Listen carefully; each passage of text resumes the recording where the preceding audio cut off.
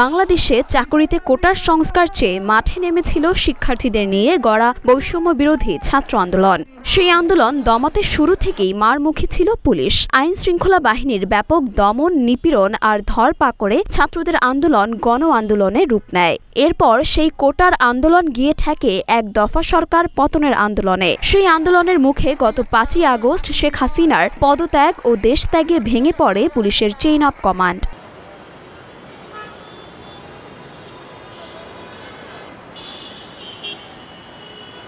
ছাত্র জনতার গণ অভ্যুত্থানে সবচেয়ে বেশি তোপের মুখে পড়ে বাংলাদেশ পুলিশ। থানা, ট্রাফিক স্থাপনায় হামলা, ভাঙচুর, অগ্নিসংযোগ, পুলিশ সদস্যদের মারধর ও হত্যার ঘটনা ঘটে। সর্বশেষ পাওয়া তথ্য অনুযায়ী সংঘর্ষ ও হামলায় 42 জন পুলিশ সদস্য নিহত হয়েছেন। ছাত্র জনতার নিহতের সংখ্যা 4 শতাধিক।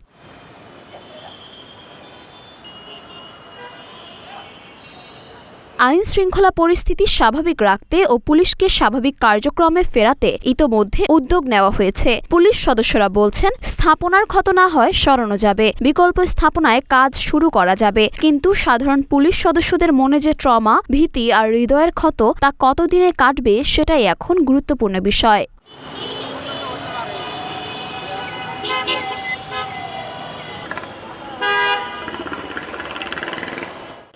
মরিয়ম মিম, ঢাকা পোস্ট।